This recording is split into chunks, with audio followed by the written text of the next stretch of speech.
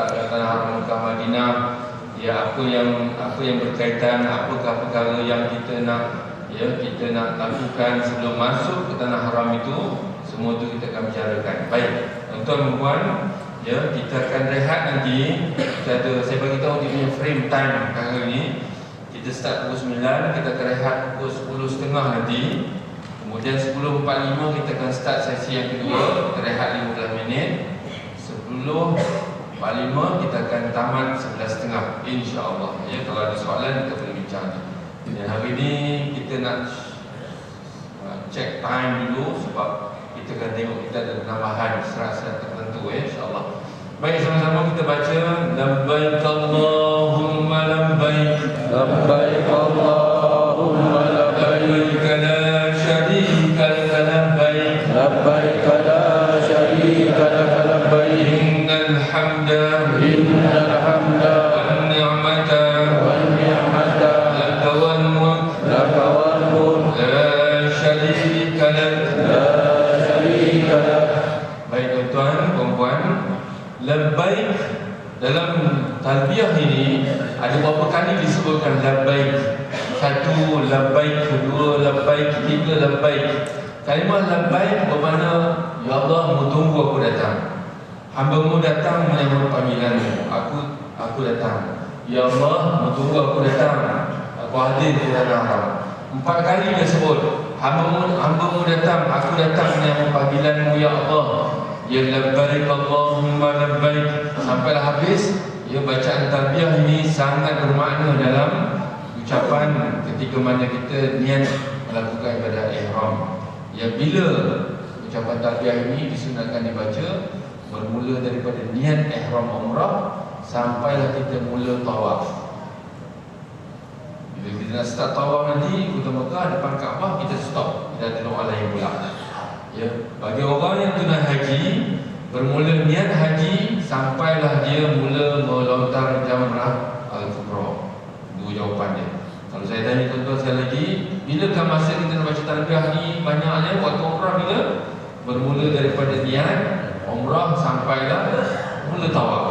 Kalau haji daripada awal niat haji sampailah mula melontar jamrah. Itu dia punya jawapan ya kepada ucapan talbiyah yang kita perbanyakkan. Baik, objektif hari ini kita ada 4 perkara ya. Yang pertama, kita nak tahu sejarah ringkas Nabi Adam, Nabi Ismail dan Nabi Ismail alaihissalam berkaitan haji. Yang kedua, kita memahami konsep tabah, taubat, sabar, syukur dan pengorbanan. Yang ketiga, kita akan hayati adab, bagaimana kita nak masuk ke tanah haram, apa preparation, apakah amalan yang sebelum kita nak bersedia masuk. Dan yang keempatnya, bagaimanakah cara untuk meningkatkan ketakwaan kepada Allah Subhanahu Wa Taala. Ini antara perkara yang kita akan bincangkan dalam tempoh 2 jam ini. Ya, insya-Allah sejarah Mekah Madinah, kelebihan Mekah Madinah, sejarah Kaabah dan Masjidil Haram, ya, kemudian kawasan-kawasan masyair Arafah, Muzdalifah, Mina, adab-adab di Mekah, sejarah di Madinah. Banyak. Ya, banyak. Tapi kita akan cuba ya susun, insya-Allah, moga-moga kita dapat faedah bersama. Saya sedikit terganggu ni sebab slide saya tak boleh nak guna point. Ada point saya dah dalam kereta. Ya. Kalau nak apa yang boleh ambil. Ya, point ni dia penting juga, tak bagi blok ya. Ataupun saya duduk je kali. Ya. Ya. Kereta saya tepi ni, kereta merah 5995. Ada plat komputer.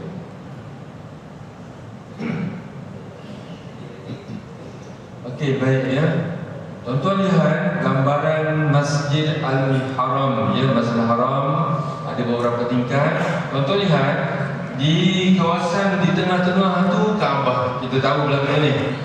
Ya, kita tahu Kaabah di dataran terbuka ni dinamakan sebagai Al-Maqaf. Betul-betul sebut Al-Maqaf. Al-Maqaf. Maksudnya tempat tawaf. Kita akan pusing. Siapa nak masuk sekarang ni, dia kena ada apps musuh. Ya, ada tuan-tuan perempuan yang pergi ke dalam umrah baru-baru ni, siapa nak masuk dia kena ada lapisan yang kita kena daftar dalam satu masa untuk lakukan tawaf dalam Kaabah, ya, dalam kawasan Haram tu pun kita nak daftar, nak pergi masuk Raudhah pun kena ada daftar dengan apps tersebut, ya. Okey, baik. Ini tingkatnya sangat banyak, ada bawah tanah, aras bumi, tingkat 1 dan tingkat 2, itu sutuh tingkat atas tadi, ya. Baik, ini paparan gambaran daripada atas. Kita lihat Kaabah di Masjidil Haram ni adalah satu kawasan di kawasan lembah. Dia paling rendah, ya, dia di bawah, manakala dikelilingi oleh gunung ganang, kawasan berbukit bukau. Bermakna tuan-tuan, kalau nak pergi ke Tanah Suci Mekah, kalau kita faham secara logiknya, apabila kita nak pergi Masjidil Haram, kita akan pergi solat fardu, kita akan turun bukit. Tapi bila kita nak balik, kita akan melangkah naik ke atas. Dia memang agak memenatkan. Tambahan kalau orang yang pakai wheelchair, masa pergian nak baliknya agak mengalami kesukaran. Dan apabila hujan yang melampau dalam tempoh 15 minit, Masjidil Haram boleh dinaiki air. Dengan teknologi sekarang ni makin kekuranganlah tempoh air. Dulu pernah kita sujud tu sampai air itu masuk telinga. Sujud, semayang. Sebab waktu solat mereka tidak berfungsi untuk mengendalikan air itu masuk dalam lorong dan sebagainya. Jadi masa semayang tu, kita sempat juga kalau semayang nombor asar tu lebat sungguh-sungguh, dalam tempoh tak sampai 5 minit air dah naik, ya. Kerana dia bukan turun hanya daripada dalam masjid saja, dia akan turun daripada seluruh gunung ganang di sekitar, ya, sekitar itu. Ada memang dia berada di puncak, di tempat yang paling rendah, ya. Baik, seterusnya tuan-tuan, sejarah Makkah, ya. Hari ini kita nak cerita tentang sejarah sikit, ya. Bagaimanakah kota Mekah itu muncul, bagaimanakah, ya, siapakah insan yang terlibat. Kita sebut dalam Al-Quran, Allah sebut tadi, ya, wa idh yarfa'u Ibrahimul qawa'ida minal bait wa Ismail. Allah sebut dua nama ini yang pada asalnya kering kontang, tak ada penghuni tempat itu. Asalnya sejarah kehidupan Nabi Ibrahim, isterinya Hajar dan puteranya Ismail, disebut dalam surah Ibrahim ayat 37 dan 38. Sejarah Nabi Ibrahim. Nabi Ibrahim ni bangsa apa? Beliau ni berbangsa, dia bukan Arab, dia bangsa Smith, ya, bangsa bukan bangsa Arab, ya. Kemudian dia kahwin dengan sepupunya. Siapa? Sarah. Sarah isteri pertama. Nabi Ibrahim AS berapa orang isterinya? 4. Kita mengambil sunnah Nabi Muhammad SAW, syariatnya 4, ya. Jadi isteri yang pertamanya bernama Sarah, isteri kedua dinamakan Hajar, isteri ketiga dinamakan Khaturah, dan yang keempatnya berbagai nama riwayat dan saya tak sebut di sini. Tetapi bilangannya dan Melayu adalah daripada isteri yang ketiga, Khaturah, mengikut beberapa huraian, ya. Terima kasih. Jazakallahu khair. Ya. Lancar sikit ni. Maaf saya ikut semua tadi. Okey, berjalan. Jalan okey dah ni. Okey, baik tuan-tuan, puan-puan. Saya sebut pada awal tadi, Hajar merupakan isteri yang kedua. Hiduplah mereka, isteri pertama Sarah dengan Nabi Ibrahim AS, berapa lama tak dapat anak. Kemudian takdir Allah SWT, mereka berdua, Nabi Ibrahim dan Nabi Ibrahim dan Sarah ini asalnya daripada bangsa Smith, daripada Iraq, ya, daripada Mesopotamia, ya, tempat Nabi Nuh AS, kawasan di kawasan Iraq, kawasan itu. Kemudian berpindah daripada Ur pergi ke bumi Palestin. Hiduplah dua insan ini di bawah kerajaan Namrud. Ya, kita tahu Namrud. Ya, Namrud ni dia adalah setanding dengan Firaun. Ya. Jadi macam mana peristiwa, ya, peristiwa yang berlaku kepada Nabi Ibrahim AS, kita tahu beliau telah dibakar hidup-hidup, ya, dan banyak dia punya penceritaan dalam Al-Quran perkara ini. Ya, kemudian dah berdakwah dengan kerajaan Namrud, tak mau, kemudian Allah Ta'ala suruh pergi ke Mesir. Pergi ke Mesir, Nabi Ibrahim AS pergi bersama isterinya Sarah. Kemudian Fir'aun dia mahu melakukan zina dengan Sarah. Kemudian Fir'aun Raja Mesir, dia masih nak melakukan persetubuhan, dia punya badan tak boleh nak gagahi, tak boleh nak dikrem, dia tak boleh nak lakukan maksiat itu. Kemudian dia batalkan niat, pergi di tempat lain dia boleh bergerak, pergi patah balik tak mahu. Kali kedua dia batalkan hasrat, kemudian pergi kali ketiga pun tak mahu. Kali ketiga Firaun kata ini bukan insan biasa. Wanita ini sangat istimewa dan dihadiahkan seorang dayang istana kepada Sarah. Siapa dia? Hajar. Sebab itu Hajar merupakan bangsa Arab. Nabi Ibrahim bukan bangsa Arab. Hajar daripada Arab Kipti, bangsa Arab Kipti, orang Mesir. Kerana itulah Nabi Ismail, anak yang lahir daripada Hajar ini, dia berbangsa Arab separuh kaum sekian, bangsa bukan Arab, Ajami, separuh lagi ialah bangsa Arab Kipti. Kemudian Nabi Ibrahim, Nabi Ismail ni pula akhirnya dia berkahwin pula dengan bangsa Arab yang duduk di situ, bangsa Arab Jurhum, dan sebentar lagi kita kata barulah keturunan Nabi Ismail AS itu turun bangsa Arab, lahirnya Nabi Muhammad SAW. Ya, sebab semua rasul-rasul semuanya Bani Israel kecuali 4 orang bangsa Arab. Antara Nabi Nabi Muhammad SAW, Nabi Ayub, Nabi Shu'aib. Baik, perintah Allah kepada Nabi Ibrahim AS meninggalkan keluarganya Sayyidatuna Hajar dan Ismail di Mekah. Lepas kahwin, lepas saja hadiah daripada Firaun kepada Sarah, bawa balik ke Palestin, duduk di Palestin, berkahwin, isteri yang keduanya Hajar, terus bunting, dapat anak. Allah perintah terus hantar ke Mekah. Jarak antara Mekah dengan Palestin 1,500 km. Ada riwayat mengatakan borak kenderaan Isra wal Mi'raj diguna pakai dalam peristiwa penghantaran tersebut. Wallahu a'lam bishawab. Kita pun tak, tapi riwayat itu ada. Jarak itu sangat jauh, Mekah dengan Palestin ni. Ya, bila sampai saja Nabi Ibrahim dengan Hajar dengan Ismail di kota Mekah, yang kering gontang, tak ada apa. Yang ada makanan, minuman.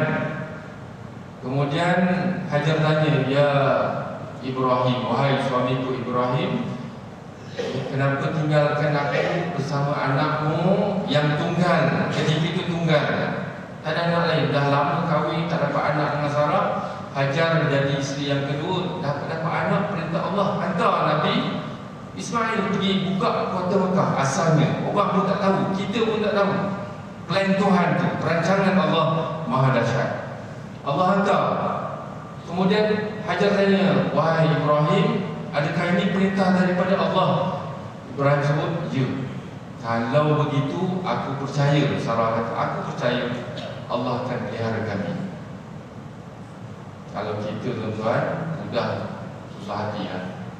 Tapi Nabi Ibrahim terus pulang ke Palestin, duduk dengan isterinya Sarah, menerima syariat dan sebagainya. Tugasannya masih ada, tapi anaknya ada di Mekah. Ya, kalau kita zaman kita ni dah tak dapat anak lama, lepas tu kahwin pula baru, lepas tu dah dapat anak tinggi pula, pandai beranak aja, macam-macam orang cakap. Mulut jahat itu. Tapi Allah Ta'ala dia tahu. Dia tengok macam mana Allah Ta'ala latih manusia ini. Kamu hidup adalah dalam ujian. Kamu berjaya ataupun tidak. Proses itu sedang berjalan sampai ke hari ini. Kita sedang diuji belaka. Jadi takdir Tuhan itu kita kena percaya bahawa Allah Ta'ala itu sangat berkuasa. Allah itulah yang menjahanamkan Firaun, Namrud dan sebagainya. Ya, tuan-tuan, dalam perintah Allah itu Allah SWT. Kemudian Nabi Ibrahim balik. Nabi Ibrahim taat kepada perintah Allah, tawakal serah diri pada Allah atas perintahnya. Kemudian Ya, doa Nabi Ibrahim menjadikan hati manusia tertarik datang ke kota Mekah. Asalnya kering gontang, kemudian habis makanan, Hajar pergi berulang-alik di antara Safa Marwah sehingga menjadi syariat sa'i di antara dua bukit bagi orang yang melakukan ibadah umrah dan haji. Siapa dia? Seorang wanita. Berdoa Nabi Ibrahim, ya, agar bumi Mekah itu datang penghuni. Siapa datang? Ya, yang datang ketika itu ya satu kaum yang yang besar dan lahirnya daripada itu ialah Nabi Muhammad sallallahu alaihi wasallam. Hajar mengadu kepada Allah memohon rezeki. Hajar berlari ulang-alik antara bukit Safa Marwah, keluar air Zam-Zam daripada pasir ketika tolakan kaki oleh Nabi Ismail alaihissalam. Ketuk, nangis, meronta-ronta. Akhirnya Nabi Ismail terpancar di kakinya bekalan air ma'u Zam-Zam. Zambiluni, zambiluni. Zam, kumpulkan, buat empam, kumpul minum. Ya, riwayat mengatakan dalam sebuah hadis, malaikat Jibril menghempaskan sayapnya menyebabkan tekanan berlaku dan terpancarnya air Zam-Zam semula yang tertambus. Seterusnya ketika umur Nabi Ismail 13 tahun. Masa Nabi Ismail alaihissalam ditinggalkan oleh bapanya. Membesarlah Nabi Ismail ini di kampung Mekah itu. Sampai umur 13 tahun Nabi Ibrahim diperintahkan datang semula. Datang umur 13 ni apa tuan? Apa sebab? Allah suruh sembelih anaknya. Dah lama tak datang. Sekali datang perintahnya Allah minta supaya disembelih anak itu sebagai ujian. Nabi Ibrahim AS ini memang sangat luar biasa, patuh taat. Di mana tempat bermimpinya, dapat mimpi itu ketika mana Allah sebut dalam Al-Quran surah Safat, falamma balagha ma'ahu as-sa'ya qala ya bunayya inni ara fil manami anni azbahuka fanzur madza tara qala ya abati fa'al ma tu'mar satajiduni insya'allahu minas sabirin. Surah Safat. Falamma balagha ma'ahu as-sa'ya, maka tatkala ketika anaknya Ismail mencapai usia yang boleh berusaha sendiri, 13 tahun, pandai bekerja dah, pandai menggala kambing. Ya bunaya, wahai anakku, kata Ibrahim. Dia datang dari Palestin, datang ke kota Mekah. Ya bunaya, wahai anakku, ini ara fil manam, aku nampak dalam mimpiku malam tadi. Ya, Nabi Allah kalau mimpi semuanya dipanggil ru'ya shadiqah, mimpi yang benar. Bila Nabi Ibrahim mimpi itu pula. Sebab itu kita kena wajib bermalam di Muzdalifah. Mimpi itu bermalam di Muzdalifah. Nabi Ibrahim, Nabi Ismail tidur di bumi Muzdalifah. Tidur malam itu dapat perintah supaya esok sembelih, ya, penyembelihan. Jadi pada tarikh 10 Zulhijjah memang kita bermalam di Muzdalifah. Esok start kita sembelih kambing, lembu, ya, untuk korban. Jadi ini azbahuka, apa penampak dalam mimpi? Ini sesungguhnya ayah, azbahuka, aku akan sembelih kamu. Fanzur madza tu'mar, madza tara. Kata bapaknya, fanzur, ya, madza tara, apa pandanganmu wahai anak? Tanya pada anak, apa pandangan kamu? Ayah mimpi malam tadi dapat perintah begini-begini sembelih kamu. Apa pandangan kamu? Kata Nabi kata Nabi Ismail, ya abati, wahai bapakku, if'al ma tu'mar, buat apa yang diperintahkan kepadamu. Ya, kalau kita lari kita yang nak sembelih dah ada datang sekali 13 tahun. Lepas itu Allah perintah, anak pun memang bagus, Nabi, ya. Madza tu'mar, if'al ma tu'mar, buat apa yang disuruh. Satajiduni, kamu dapati aku insya-Allah min sabirin. Kamu akan dapati aku ni anak yang sabar. Dalam ayat lain menceritakan bahawa Nabi Ismail AS minta, wahai bapaku, masa nak sembelih ni tajamkan pisau, palingkan mukaku ke tempat bukan pandangan raya. Nabi Ibrahim tajamkan pisau, ya, ikatkan anak tangannya, kemudian ditarik 1, 2, 3. Bukan Allah Ta'ala tukar siap-siap, tarik dulu, tarik entap, tapi tak dulu. Macam mana Allah Ta'ala jadi asbab Nabi Ibrahim bila dimasuki ke dalam api, digunakan manjaning plastik tu, masuk Nabi Ibrahim dalam api, api tak panas. Ketika beliau menarik pisau ke leher anaknya, tak putus. Pada hukum akalnya api itu panas, pisau itu memotong. Tapi Allah Ta'ala sangat berkuasa.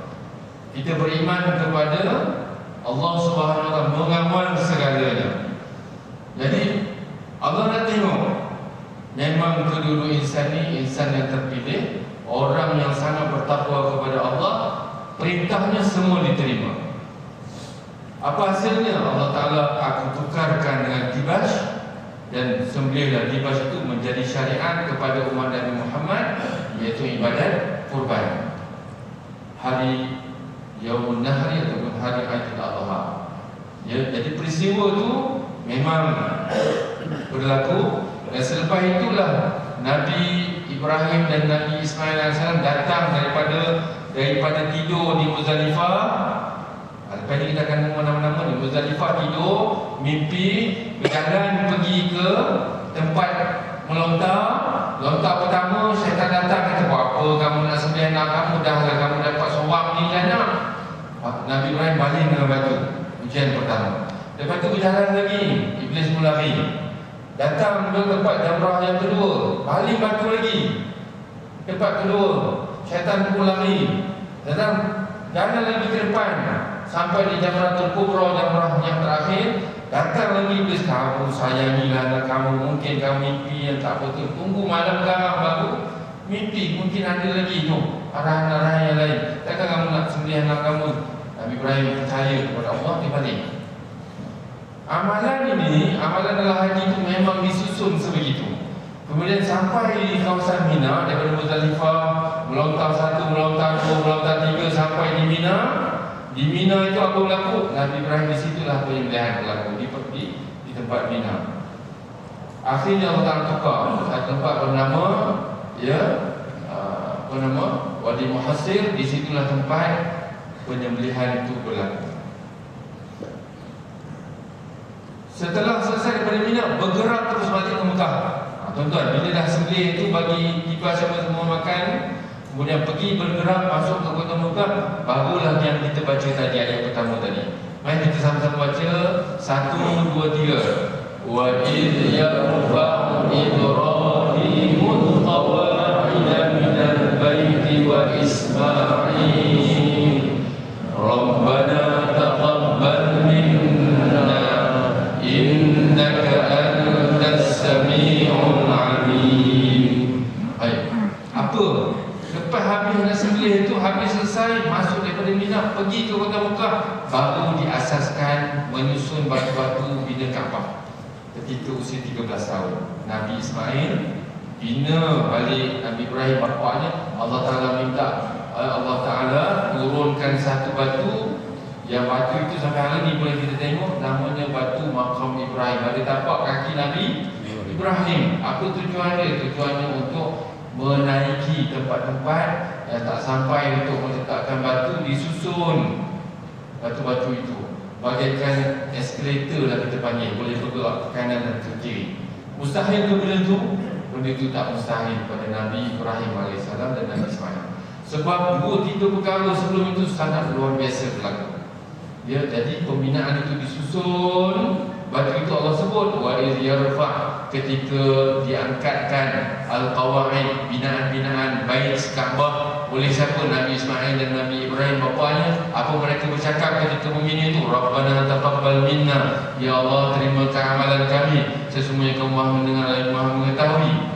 Ini peristiwa ini memang disebutkan jelas oleh Al-Quran kepada ingatan pada kita semua. Ingat bapa kita, bagaimana haji ini bukan dia datang begitu sahaja. Apa benda yang kita buat, melontar ke bawah, ke sa'inya, apa bergunting, semuanya ada syariat yang telah disebutkan oleh Al-Quran. Baik, kita pergi seterusnya tuan-tuan. Sejarah Kota Mekah, kawasan yang asalnya tidak ada penghuni, laluan rombongan pedagang, kawasan laluan saja, orang melihat R&R saja, orang tak mahu duduk situ pun lama. Sebab dia memang tak ada bekalan air, makanan pokok-pokok tak ada, gunungan dan macam gitu je. Kemudian Jurhum, kaum Jurhum mohon keizinan Sayyidatuna Hajar untuk bermukim. Ini baru start. Baru start, bila dah dua beranak ini, Hajar dan Ismail duduk di situ, mereka duduk ada bekalan air. Jadi mula dah orang dah mula nak datang semula. Datang semula dah nak menghuni Kota Mekah. Bukan sekadar R&R saja dah mula nak masuk. Tapi siapa penghulunya? Penghulunya yang pegang Telaga Zamzam. Siapa penghulunya? Hajar. Dua beranak. Jadi mana-mana orang nak masuk duduk di kawasan permukiman itu, mesti jumpa penghulu dulu. Seorang wanita, Hajar, isteri kepada Nabi Ibrahim AS. Kaum Jurhum datang, minta izin, kami ni nomad, duduk merata, jadi kami nak duduk sini, boleh tak? Hajar kata boleh, teman kami semua. Ya, boleh bertambah jadi bandar kawasan itu. Nabiullah Ismail AS dijodohkan dengan anak kaum Jurhum. Cerita tentang kahwin ni tuan-tuan, berapa kali dah Nabi Ibrahim tadi pergi, Nabi Ibrahim pergi kali pertama, hantar balik. Lepas 13 tahun datang untuk sembelih dan bina Kaabah. Lepas tu balik. Lepas tu datang kali ketiga, ialah masa anaknya Nabi Ismail kahwin yang pertama. Kahwin, Nabi Ismail kahwin. Datang, ya, apabila Ismail AS kahwin dengan wanita kaum Jurhum, ya, kemudian Nabi Ibrahim datang. Pasal apa datang? Sebab Nabi Ibrahim nak cek, nak lihat zuriat Nabi Ibrahim ni, dia ada di bawah sana tu, dia ada seorang Nabi penghulu segala Nabi, iaitu Muhammad bin Abdullah sallallahu alaihi wasallam. Jadi nak cek salah silah ni, nak pilih orang perempuan ni sangat penting. Nabi Ibrahim datang daripada Palestin, datang ke Mekah. Datang ke Mekah ketika itu Nabi Ismail bekerja mencari kayu di luar rumah. Yang tinggal di rumah itu ialah isterinya.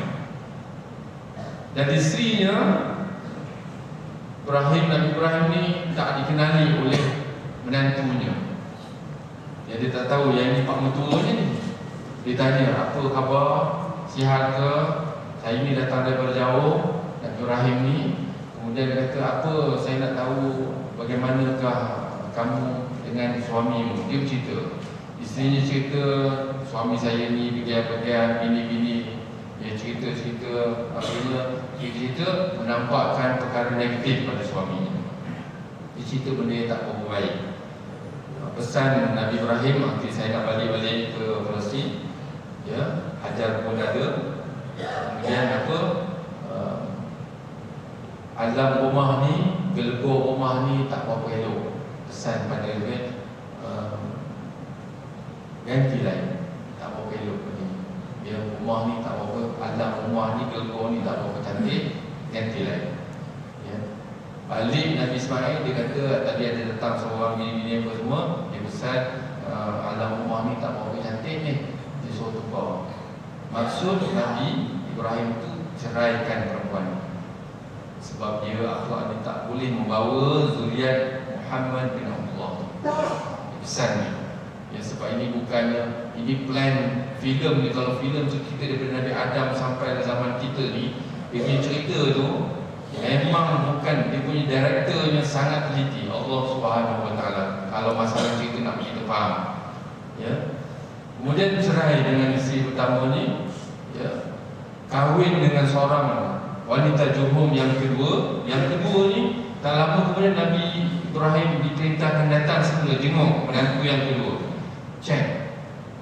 Dan jadi benda yang sama, dan Nabi Ibrahim AS dapat maklumat isteri yang dulu begitu, suami aku ni orang yang taat, orang yang amanah, ini apa semua, dia ni memang tak ada yang melakukan maksiat. Kemudian Nabi Ibrahim, ya inilah dia orangnya. Inilah orang dia yang boleh susun galuh sampai kepada Muhammad bin Abdullah. Ya, jadi ulanglah Nabi Ibrahim semula ke Palestin atas perintah Allah. Dan bila Nabi Ibrahim, Nabi Ismail berkahwin, ya, melahirkan zuriat, selepas 22 generasi barulah lahir Muhammad bin Abdullah bin Abdul Muttalib itu. Ya, Mekah dikuasai oleh Jurhum 20 abad lamanya. Kemudian datang satu kabilah, satu suku Khuza'ah, ya, Khuza'ah daripada Yaman. Yaman ni daripada dulu lagi memang anti semua dengan Mekah ni. Yang biasa kita dengar tentera bergajah nama apa? Abraha daripada Yaman tu. Sampai sekarang ni yang datang roket 16 roket 2-3 tahun sudah daripada Yaman Syiah. Itu ada nama dia kan. Itu daripada Yaman tu itu kebanyakan dia. Tapi bukan semua, ya, bukan semua. Cuma daripada dulu sejarahnya begitulah. Ya, suku-suku Zamah ni daripada Yaman kuasai Mekah dan menewaskan kaum Jurhum. Kemudian dikampuskan Telaga Zamzam. Hampir hilang penduduk, ya, Mekah itu lama. Dan seterusnya Qusay bin Kilab menyatukan dengan nama Quraisy. Makin lama makin kurang sebab makanan air makin sukar. Kemudian Rasulullah lahir daripada zaman Quraisy. Sebab apa? Sebab Abdul Muttalib yang mula-mula menemui Telaga Zamzam. Dapat mimpi juga. Mimpi beberapa hari dia jumpa Telaga Zamzam. Tapi Covid tak jumpa. Masa Covid itu Abdul Muttalib bernazar. Dia bernazar, kalau aku jumpa Telaga Zamzam ini, aku bernazar untuk menyembelih anakku salah seorang daripada 16 orang.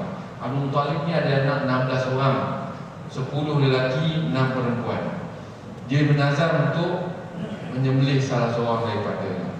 Dan bila dicabut undi, yang kena ni ialah Abdullah, bapa Nabi Muhammad. Sebab itu Nabi pernah bersabda, saya ibnu Zabihain, aku anak yang patutnya di atasku ada 2 orang yang perlu disembelihkan. Ana ibnu Zabihain, aku anak 2 orang yang kena sembelih. Siapa dia? Yang patut sembelih yang pertama ni Ismail AS. Atas kita dah dalam Quran tadi. Wala ya rabbi mazatuk marat tadi. Satu dipanggil Zabihul Uzma, penyembelihan yang terbesar. Tapi bangsa Yahudi mereka menganggap bukan Nabi Ismail yang kena sembelih. Yang kena sembelih ialah anak Sarah. Itu sekejap lagi saya sambung sikit.